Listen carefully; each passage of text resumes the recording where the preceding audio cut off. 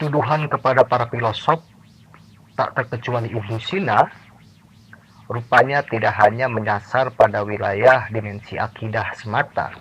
Banyak pembunuhan karakter terhadap filosof, semisal Ibnu Sina ini, bahwa Ibnu Sina seorang mabuk, seorang yang doyan minum khamar atau anggur, wine.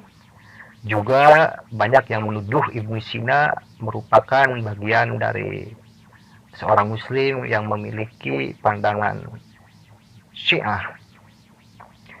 Nah, saya sekarang bakal membacakan sebuah berita atau sebuah artikel, sebuah tulisan reportase dari situs hidayatullah.com yang dirilis pada tanggal 1 Januari tahun 2020 dengan judul Dr. Syamsuddin Arif, _2, tempatkan Ibnu Sina dengan benar. Saya bacakan. Sejak beberapa tahun silam beredar kabar berantai melalui media sosial yang menyatakan bahwasanya Ibnu Sina merupakan penganut Syiah. Dan kabar lainnya mendakwa Ibnu Sina telah keluar dari Islam karena menghalalkan khamar bagi dirinya. Atas dasar dua tuduhan tadi, kabar berantai tersebut yang tidak dikenali penulisnya memberikan arahan kepada umat Islam untuk menolak peran dan capaian keilmuan Ibnu Sina dalam sejarah peradaban Islam. Selain itu, juga mendorong umat Islam untuk menanggalkan nama Ibnu Sina pada sekolah, rumah sakit, hingga masjid karena tidak mencerminkan Islam dan mewakili umat Islam. Ada-ada saja ya ini beritanya. Sampai rumah sakit atau nama-nama yang menggunakan nama-nama institusi, nama-nama gedung yang udah menggunakan Ibnu Sina harus ditanggalkan katanya. Saya lanjutkan. Salah satu dari sekian banyak kabar berantai yang beredar terkesan lebih moderat dengan menyatakan pengakuannya terhadap capaian keilmuan Ibnu Sina, terutama di bidang kedokteran, sambil menolak capaiannya di bidang filsafat yang dinilai bertentangan dengan Islam. Ini mereka memilih yang baik-baiknya, kemudian meninggalkan yang katakanlah dianggap tidak benar. Berdasarkan penjelasan yang disampaikan oleh Dr. Syamsuddin Arif sebagai ahli filsafat Ibnu Sina yang telah diakui otoritasnya di dunia internasional, diluruskan kesalahpahaman maupun ketidaktahuan terhadap dua persoalan yang dinisbatkan kepada Ibnu Sina, yakni tentang berakidah Syiah Islamiyah. Saya ulangi, terhadap dua persoalan yang dinisbatkan kepada Ibnu Sina, yakni tentang berakidah Syiah Ismailiyah dan tentang peminum khamar. Dalam kuliah sehari bertempat di ruang sidang 1 Masjid Kampus UGM Yogyakarta, Ahad (29/12/2019) dijelaskan untuk mengetahui dengan tepat kedua persoalan tadi, maka harus diketahui sejarah hidup Ibnu Sina yang benar, yakni merujuk pada referensi yang otoritatif. Jadi bukan hanya sebatas kabar dari siapa. Kalau dalam bahasa Sunda itu kabar cenah, katanya. Nah, Dr. Syamsuddin Arif itu memberikan sebuah petunjuk kepada kita bahwa untuk menjustifikasi Ibnu Sina atas tuduhan-tuduhan tadi tentu harus didasarkan atas literatur yang otoritatif, diakui legitimasi kebenarannya.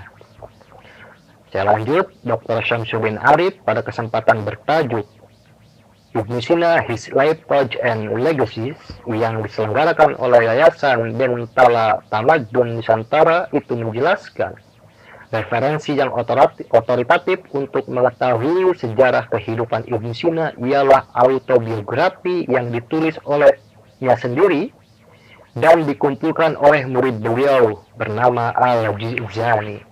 Al-Juzjani ini dia merupakan salah satu murid kesayangan Ibnu Sina, ya, perlu diketahui, dan dia yang menemani perjalanan Ibnu Sina sampai akhir hayatnya. Al-Juzjani juga yang banyak menuliskan ketika Ibnu Sina mendikte pemikirannya, ya Al-Juzani ini yang menuliskan pemikiran-pemikiran Ibnu Sina itu. Naskah ini telah diperiksa, diberikan komentar, dan diterjemahkan ke dalam bahasa Inggris oleh William E. Rohman dengan judul The Life Ibn Sina, A Critical Edition and Another Translation, yang menampilkan teks berbahasa Arab dan terjemahnya dalam bahasa Inggris. Melalui teks yang dirujuk oleh Dr. Syamsuddin Arif, diketahui ketidakbenaran dua tuduhan yang dialamatkan kepada Ibnu Sina.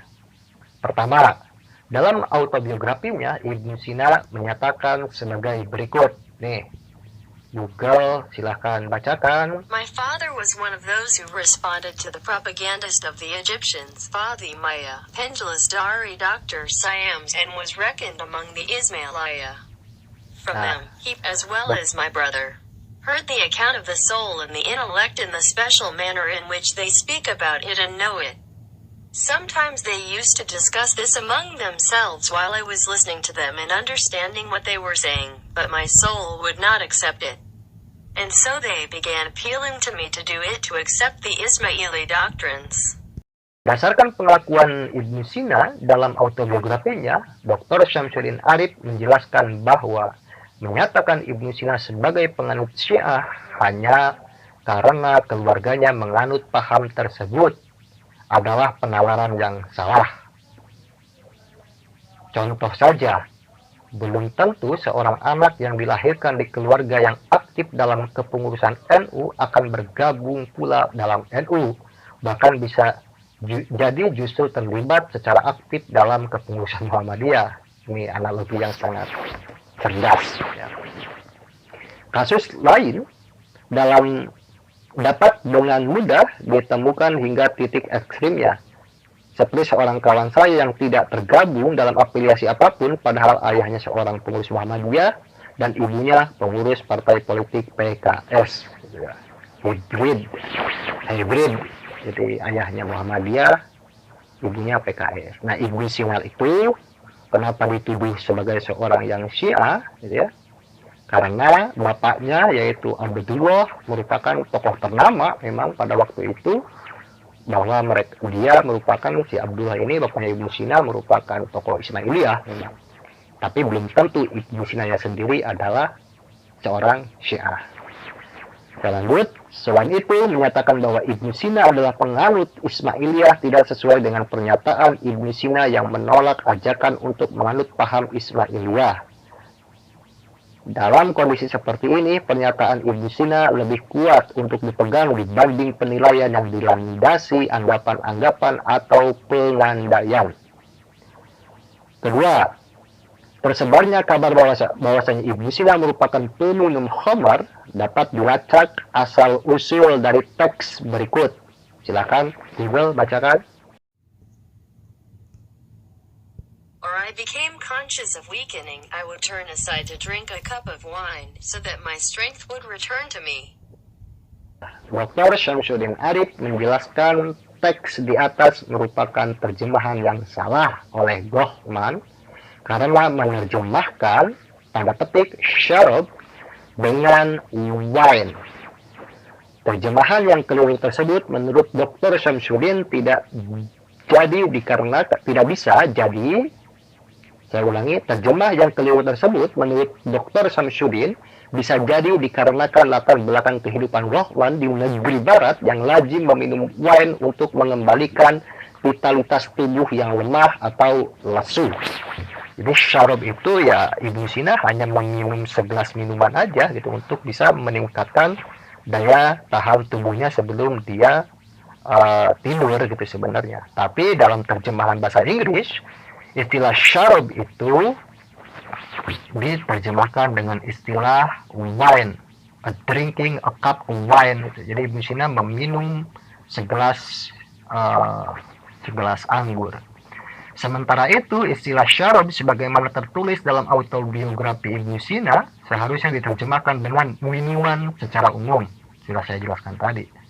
yang bisa jadi jus atau minuman penyegar tubuh lainnya yang familiar digunakan untuk masyarakat pada ruang dan waktu kehidupan Ibnu Sina untuk menjaga ketahanan tubuh.